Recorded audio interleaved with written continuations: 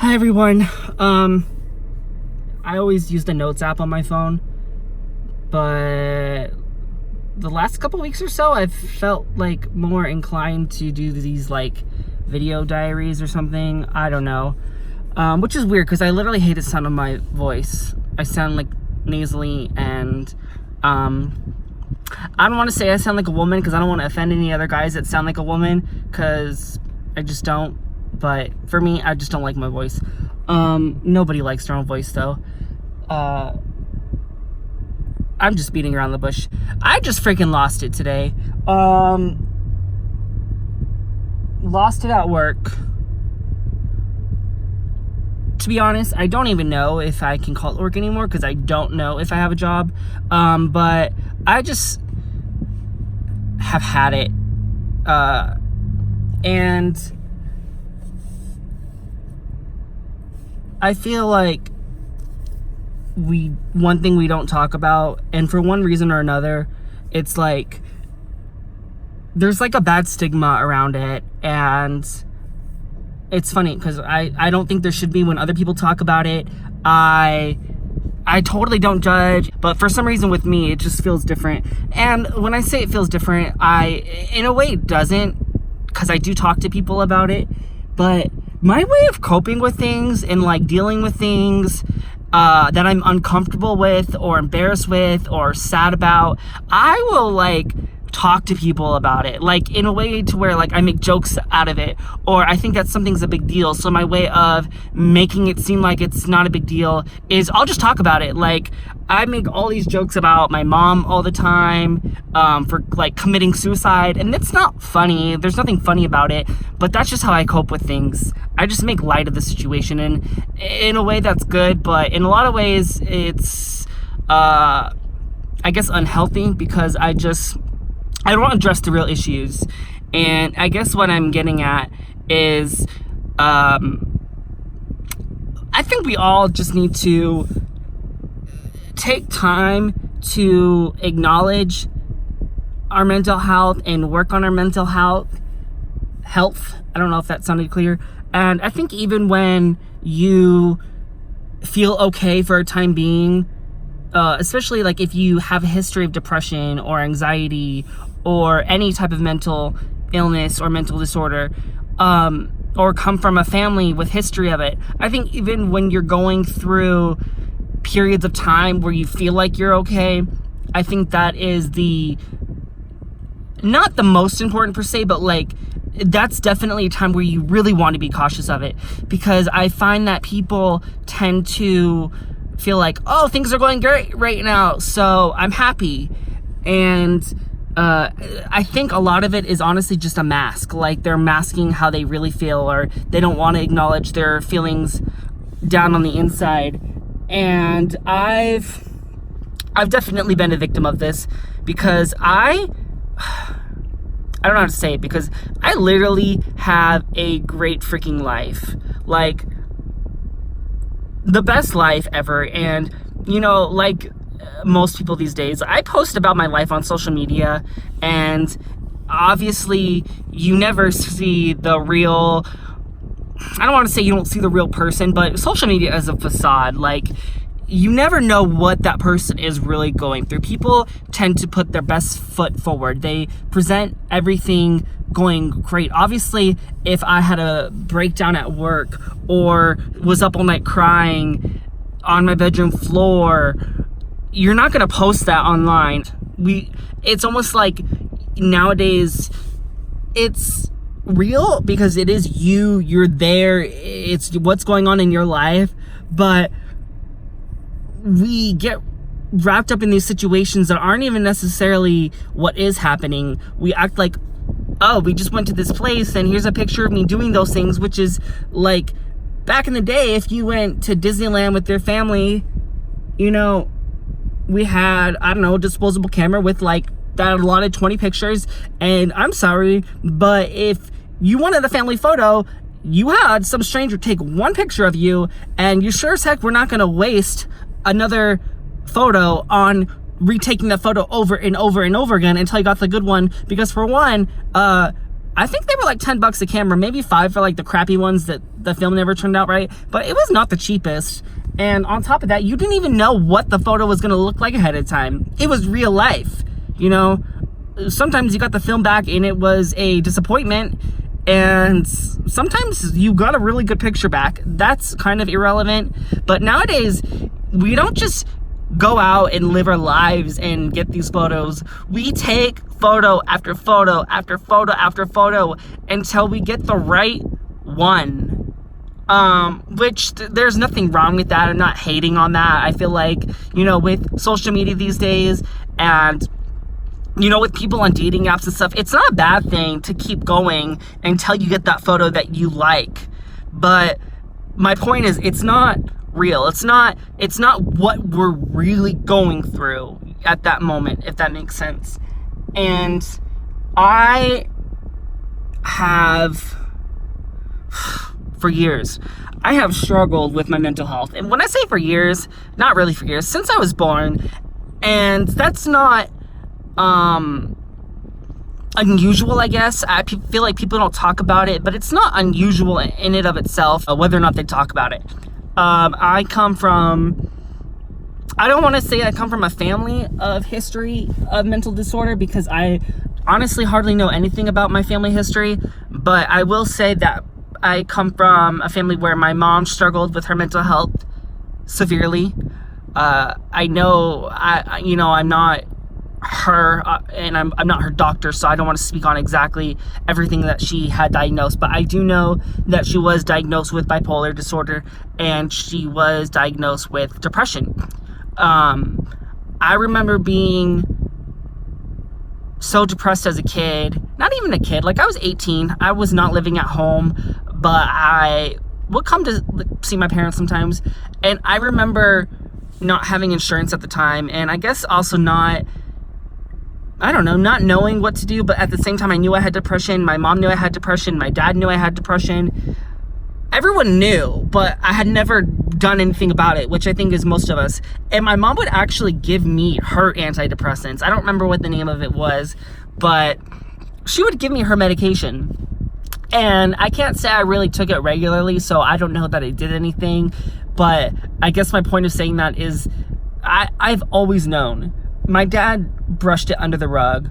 He brushed everything under the rug. And this whole video is not to get into my family history, but the one thing my dad did acknowledge is that I have insomnia. And I feel like insomnia is such a overused self-diagnosis these days, and I don't want to say that people do or don't have it, but I think a lot of people who say they have it have not been diagnosed. And sorry, I got the phone call and got distracted, but that's not to like disregard or invalidate people who legitimately have insomnia. I struggle with sleeping, and the things I'm about to say, I think they all tie in together. But I, as a kid, was a bedwetter. This is getting way longer than I anticipated. I was a bedwetter from the time I was 5 to literally in high school.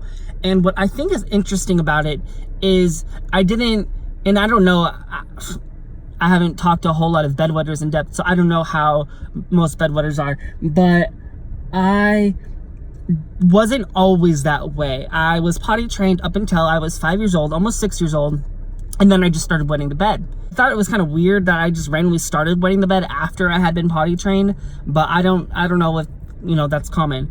But I never put 2 and 2 together until one time, I was at a random doctor's appointment, and for some reason it got brought up, and they had said, well, that's because you've always been depressed.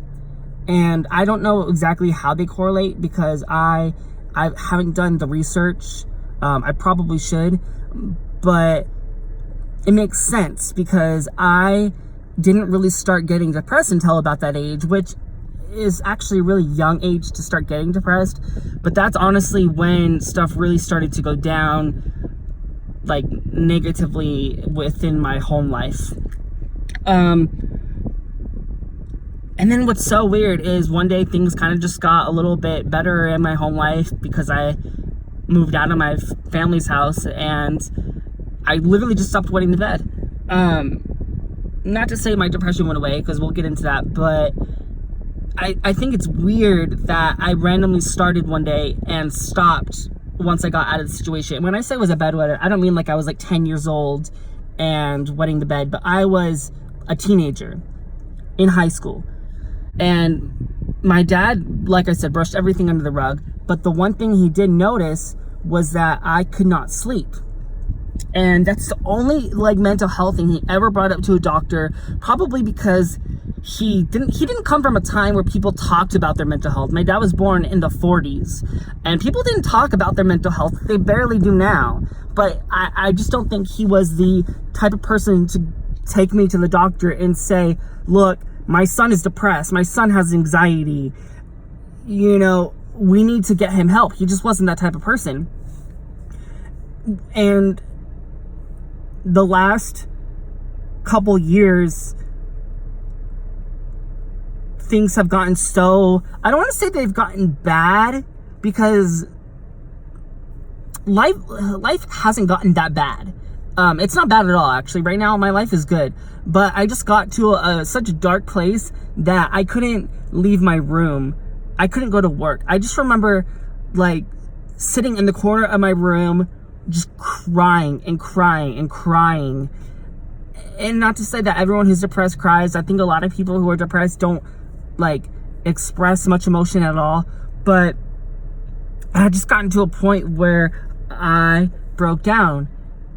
And I remember just wanting to end my life. And hearing my mom, like, talk to me. And I told a little bit of the story to people here and there. I don't know if I've ever gone in depth with it.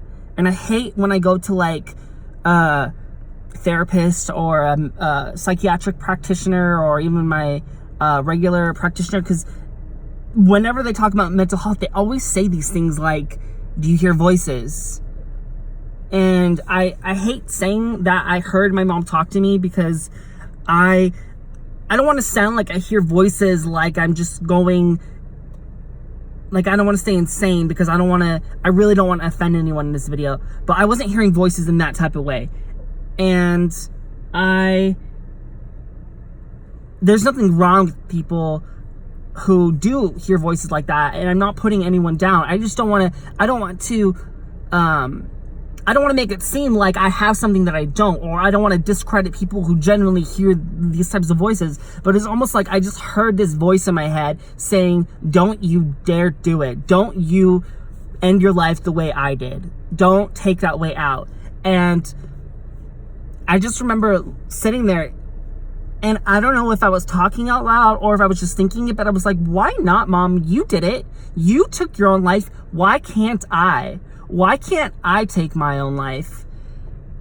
Obviously, you know, I'm still here, but at that moment, that's when I got some help. I got put on different medications, and at first, some of the medications they put me on made me feel so much worse. Like, I would just get this overwhelming burst of anxiety. And obviously, you know, mental health medication isn't supposed to do that, but people reacted to things differently. But there's good things and there's bad things with, I think, the way mental health is treated here in the US. On one hand, depending on where you live, there are resources available if you don't have insurance or you don't have money. And they're not necessarily hard to get to, but they're not the most pleasant, I'll say that. And I actually made an appointment, and in a way, from my experience, it's almost more difficult if you do have insurance and you do have resources, because I made an appointment to have a psych evaluation done. And the appointment was months. It was at least 2 months. And there's a reason why I know it was at least 2 months. It might have been longer, but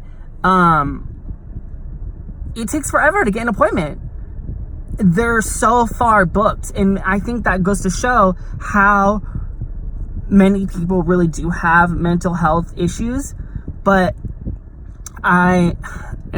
this is embarrassing for me to talk about, and I don't know why it's embarrassing. Like I said, it's not embarrassing for me to listen to other people tell their stories, but I guess it's hard for people to talk about when it's themselves.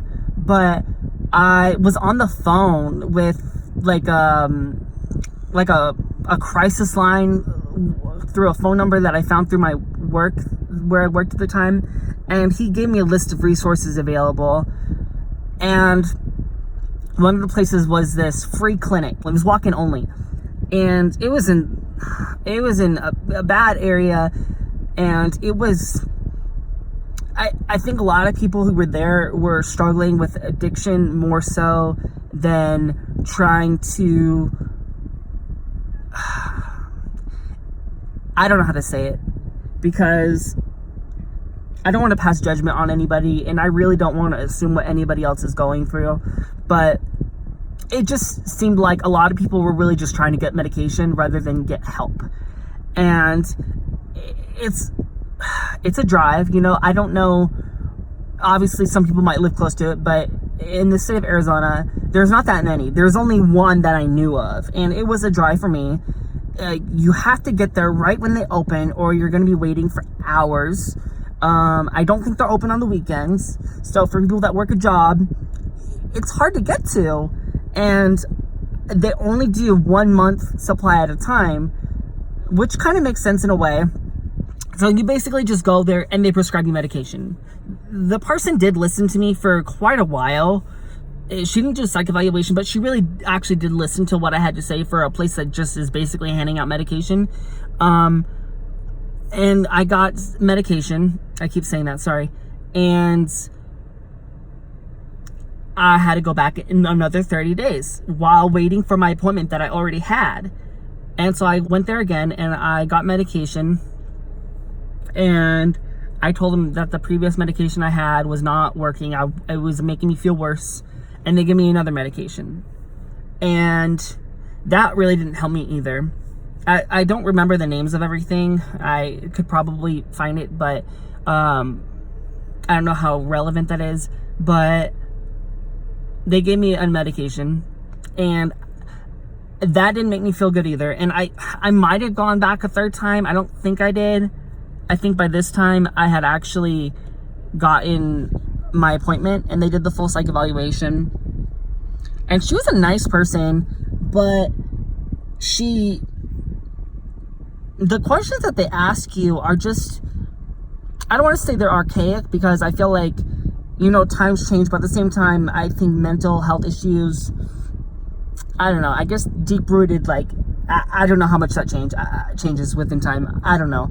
But a lot of the questions are just so, like, I don't know how much they really can determine from it, because I feel like you can answer just however you feel, yes or no. I don't know that it necessarily diagnoses you with how you feel. But at the end, she was just like, well, you have depression. And I just remember thinking, like, no, duh. Like, of course I have depression. That's why I'm here. And she gave me medication. That medication didn't work out. And I went back again, and I got another medication. And from this point forward, I was on the same medication for a while, but every time I went there, it was like $165, I think. And when you take new mental health medication, or I don't know, maybe most medications, they will usually only give you a limited supply until they know how you've been on it. So I went to another practitioner for something unrelated, and she's like, you can just come here and I'll prescribe you medication. And I didn't have to pay anything when I saw her, so that was amazing. And it really wasn't hard to get an appointment, but that's kind of where I got to where I am now. They saw me for a while, and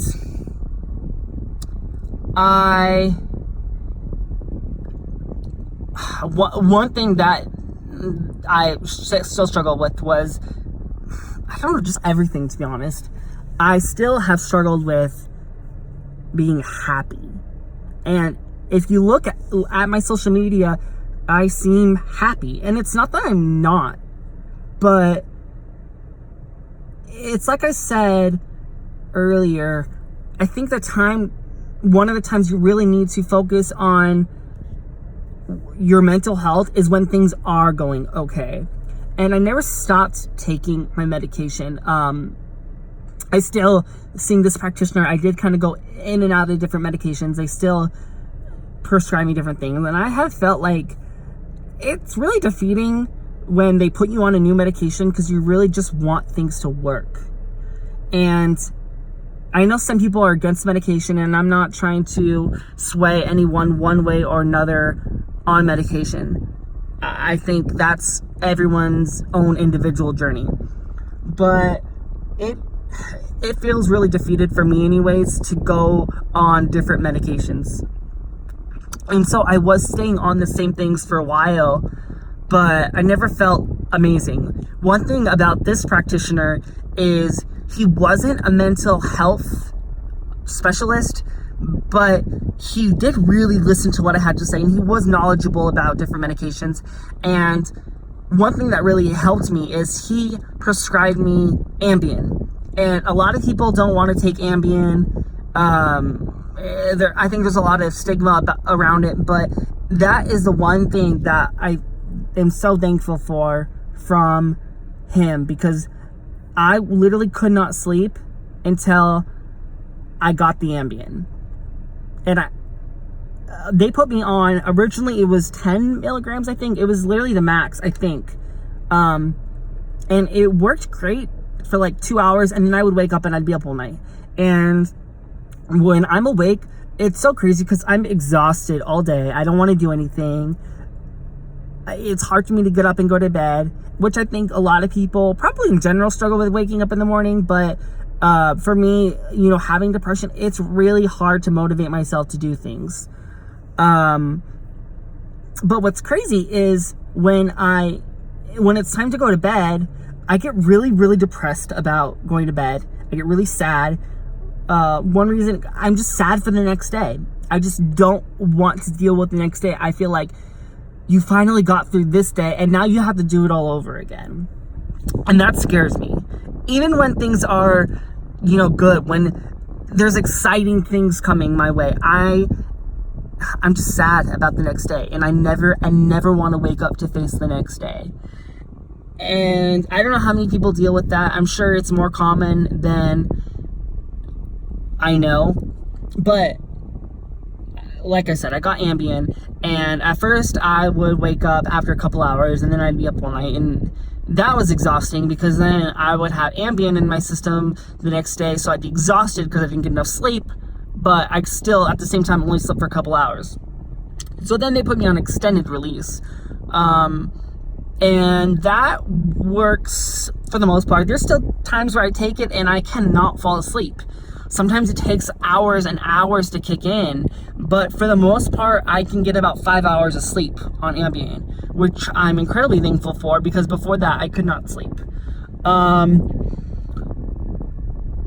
I was basically told by this practitioner that they no longer wanted to see me because they thought I needed to see a mental health specialist, someone that,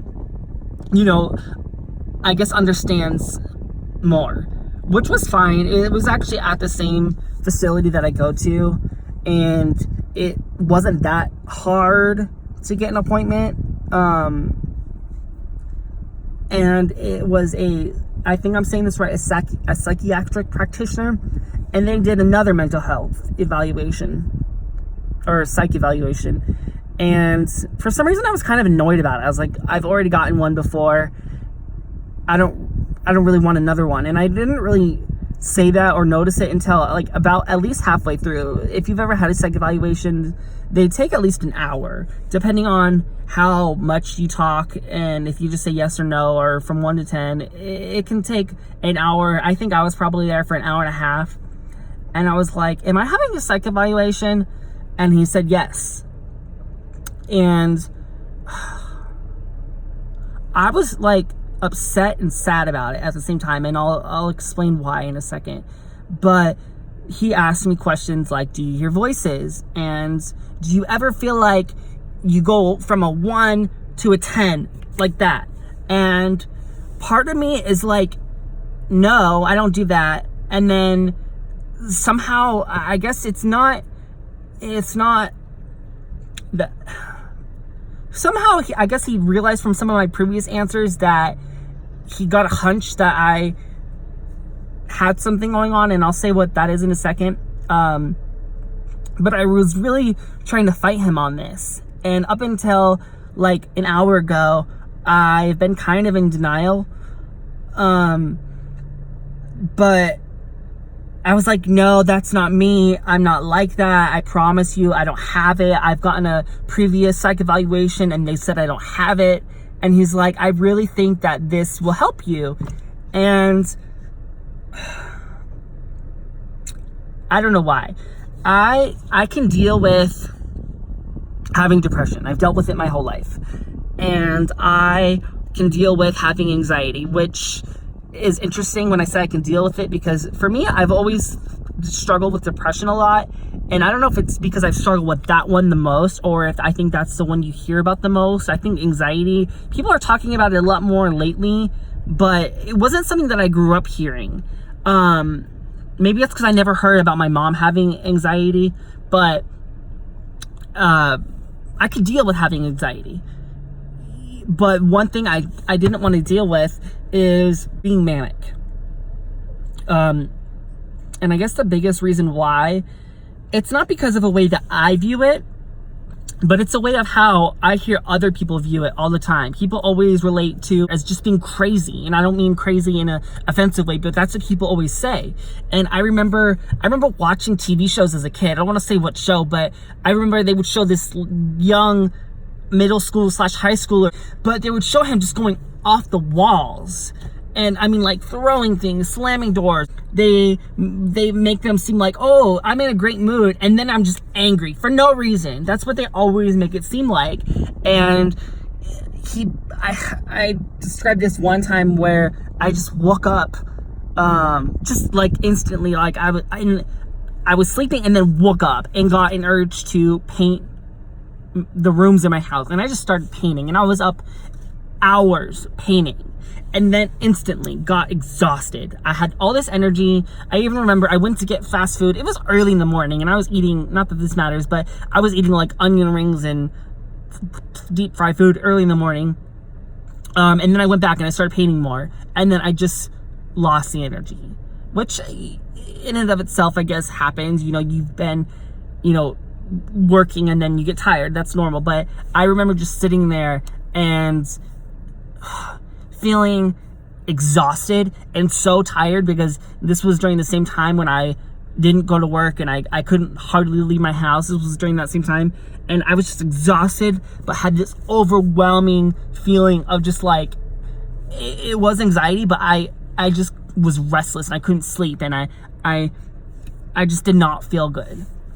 And the way I was describing it, the psychiatric practitioner was like, see, that's what I mean by manic. It doesn't have to be what you see on TV, but it's just you go from here and then you go to here. And I've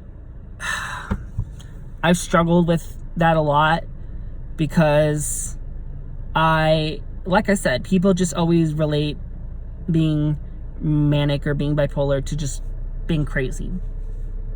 And I just didn't want to deal with that. And I don't want to say long story short, because this is a long story long. I'm like driving kind of like nowhere. I'm driving to nowhere just because I get this urge, like I need to leave, I need to go. And I don't want to say that is being manic. I don't want to tell other people like, if you have these symptoms, you have this, because that's not what this is about. But I just thought to myself, like, maybe I am manic. Like, I feel one type of way and then absolutely feel like I have to do it. I have to do it now. Like, it's very, very reactive. And I think that probably being reactive it's a very easy go-to for, I think, a lot of people. But I think for people that do struggle with bipolar or do struggle with being manic, being reactive is easy, or it's what we do. And I just kind of had a realization that, it's probably something that I do need to face. And I am going to therapy now. I've been going to therapy for a month and a half. I've gone 4 or 5 times. And I think that, for a lot of people, if you do go on medication, therapy probably is a good idea. I think they really go hand in hand for a lot of people. I think some people medication is great, some people therapy only is great, and for people like me, I think it's a good idea to do both. But I am going to therapy now, and I'm not going to get into everything about why I have depression and having anxiety and manic and everything, but living this way, or not living this way, but feeling the types of feelings that I have and not acknowledging it is dangerous. Not acknowledging the fact that you are depressed, or you have anxiety, or you have any type of mental disorder, PTSD, that is the most harmful thing you can do.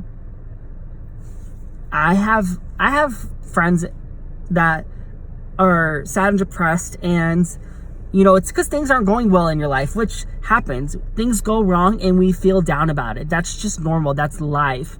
But I think what happens to a lot of us is things start to go well, and then we kind of put a filter over how we really have felt our entire lives, or maybe not our entire lives, but how we felt for a long time. We just kind of keep that at bay, and we present the good. And like I said, there's nothing wrong with presenting the good. You want to spread positivity, but you don't want to mask how you really feel. And if you have struggled with your mental health in any type of way, and maybe things are going well for you, still seek help. Go see a doctor or a practitioner or a counselor. It's great to talk to your friends, but one thing I've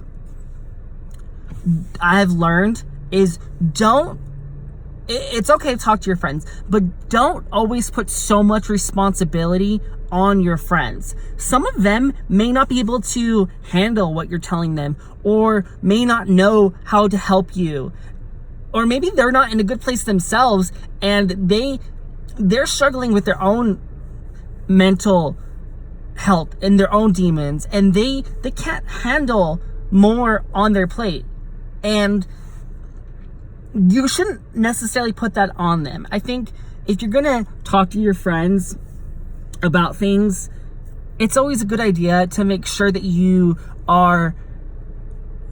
gonna not make sure, because I don't want to sound like it's bad to talk to your friends about things, but just be careful about who you tell certain things to, because it may not be good for them either. But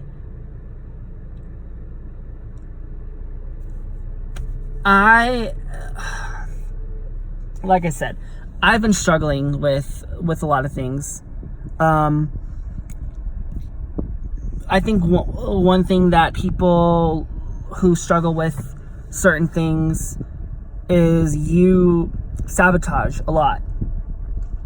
I don't even think necessarily people who struggle with depression or anxiety, but I think people who maybe are from toxic situations, they will sabotage anything good that comes in their life. And unless you focus on that and seek help, you're going to destroy everything good that comes your way. Maybe not everybody does that, but I know a lot of people have, and it's definitely something I've done. I have the best things going on in my life right now, and I swear, any opportunity I get, I do something to sabotage it. And I don't know how I got lucky, but I'm in a situation right now where I have really understanding people around me, and they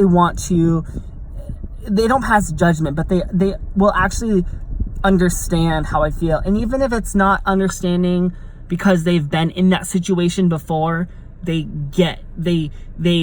empathize. But it's like, it's a daily task to just live. And if anyone is even watching this, if I even posted this, just living is enough for you right now. Just get through the day. If you don't feel okay, that's okay. It's okay to not be okay. But what's not okay is to not acknowledge that. The way you feel matters. Your feelings matters. It's important. One of the things that I struggled with as to why I didn't get help for so long is because the stuff I've dealt through in my life, people have always said, you are so strong. I don't know how you do what you do. I could not deal with it. And I always thought that if I got help, or if I really admitted I'm depressed, then that was a sign of weakness. And I didn't want to face that demon. I didn't want to acknowledge it. And one thing I will say on that is, be careful what you're telling people, because saying things like that sometimes doesn't do well for people. Sometimes I think people don't want to be strong. Sometimes I think people just want to be weak. They want to just feel like, I'm not okay right now. And I think we need to acknowledge that. I think we need to realize that some people don't want to always have to be strong, and that's okay. And on top of that, another thing I had to realize after facing that fear and after acknowledging that, seeking help is not a sign of weakness. Acknowledging that you're not okay is a sign of strength. And it's so hard to deal with. But for the last couple years, I have acknowledged that, and I have been getting help. Every day is a struggle. Some days are better than others. I find myself in amazing, happy situations, at concerts, at amusement parks, on vacations. I've traveled the world over the last year, and I will be in the middle of my hotel room in a country I've never been to, not wanting to get out of bed, not feeling like I can celebrate at a time when I should be celebrating. Because that's how I think everyone feels like sometimes, but that's how people who have mental health issues, that's how we feel. And the thing about being depressed, a lot of people ask, what's making you depressed? What's making you feel this way? And when you have mental health issues, you don't necessarily need a reason to not be okay. Sometimes it's just life. Every day is different. Every day is a struggle. Some days are good, some days are bad. But it doesn't take a situation or an event to not feel okay. So I don't know how many people talk about their like types of medications they're on and what's going on in therapy. I know therapy is technically like confidential, but I just want to tell people kind of what I deal with on a day-to-day, or what I take on a day-to-day, just to like, if you take medication or you go to therapy, you're not weird, you're not a freak, you're not stupid, you're not crazy, you're not abnormal. You're you, and you're special, and you're an individual, and I'm struggling along with you. And I just want to, I brought them with me, which is kind of weird because I'm in my car and I don't know, like 30 minutes away from my house right now. But I brought them with me because I just wanted to like talk about it. The first thing, and I'm going to say right now, I take generic medication because I'm not rich. Not that you have to be rich to take name brand medication, but for me, with my insurance that I have, it's cheaper. So I take, I'm going to say this wrong. The name brand of this is Ambien. It's called Zolpidem. And I take 12.5 milligrams every night before I go to bed to help me sleep. There are some rare nights I don't take it. Some nights I really just want to be up all night, and that's when I really feel centered, is when I'm just up all night, and I'll write notes on my phone, I'll watch TV, I'll just do what I need to do. But definitely when I have to be at work at 5 in the morning, this is what I take. And I'm so thankful for this medication. Another thing that I take is, I think the name brand is called Effexor, but my medication is venlafaxine. And for me, I get it in 2 different bottles. I hope that didn't show any personal information. This is 225 milligrams, and this is 75 milligrams. And the reason why I take 2 is because, please don't quote me on this, but my practitioner says that they don't make it in this dosage. Apparently I'm maxed out at the 225. So I take an extra 75 to get 300 milligrams. That I take once a day. And this is where I struggle with, because this is what I didn't want to face. And I really fought with the practitioner on this one, and I don't want to make it seem like, I'm being forced to take these medications, because he did say, just try it, just see if it works for you. And I have been taking it, and I will say I don't necessarily feel incredibly different, but what's interesting is other people around me have noticed that I'm different in a good way. So I did accept that, and I did acknowledge that, but it's still a struggle with. I think this is generic. It's called gabapentin, and this is 300 milligrams, which I've heard that people can take much higher dosages, but I take that 3 times a day. It's a mood stabilizer, and that was really hard for me to accept, because I didn't want to feel like I was crazy. And I kind of plan on not posting, but making this video to talk about my medication, talk about my mental health. But driving here to where I am right now is when I kind of just had an epiphany. I think I do struggle with being manic. And part of me feels like that's okay. It's okay to struggle with it, but it's weird. It's a weird feeling, and I don't know why. It probably sounds a little bit absurd that I can deal with anxiety, and I can deal with depression, and I can deal with insomnia, but this is the one thing I don't want to deal with. But for some reason, it's just one of those things I just didn't want to accept. But I feel like I'm really gonna acknowledge that, accept it, and just move forward. If you do take medication, like I said, that's okay. If you don't want to take medication, I think that's okay. I think that's a discussion that you need to have with your doctor, or your therapist, or some medical professional. I think that's a discussion you need to have with them. I think a lot of people in your life, friends, family, whoever you talk to about these issues, they'll all give their opinion. And it's okay to take people's opinions, but some people are really for certain things, some people are really against certain things. But that's a conversation I think you really need to have with them, and it's a conversation you need to continue to have with them. And I know that probably seems like a good amount of medication, maybe too much for some people, and that's my own journey that I'm dealing with. For me, I want to say it's helping. This isn't for someone to look at and say, oh, he's taking too much, that's why he doesn't feel good, or he should take this instead. It's not about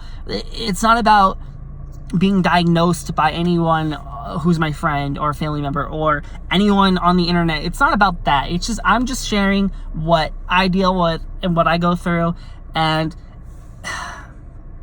I'm telling you, waking up in the morning and the first thing I go to being the medication makes me feel defeated.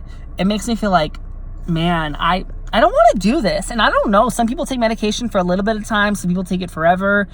It's one of those things I'm just man, I'm thankful to be here. I'm thankful to have these resources, but it does make me feel a little defeated every day when I have to take it.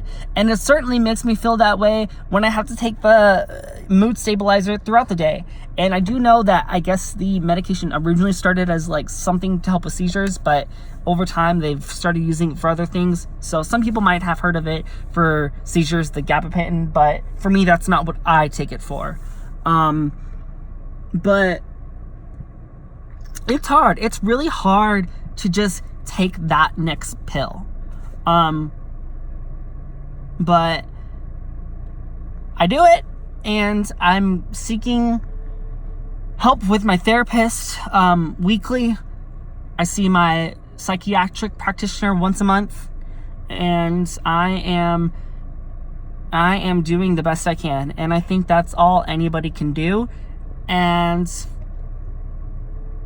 I hope that anybody who is struggling with anything, I hope you just know you're important, and it's okay. Life's not always okay, but I don't want to say you will be, because I don't want to discredit how you feel, but I promise, like, you're going to be okay. You will get through this. I promise. Maybe I haven't been where you have been, but I've been through my own things, and I'm still here.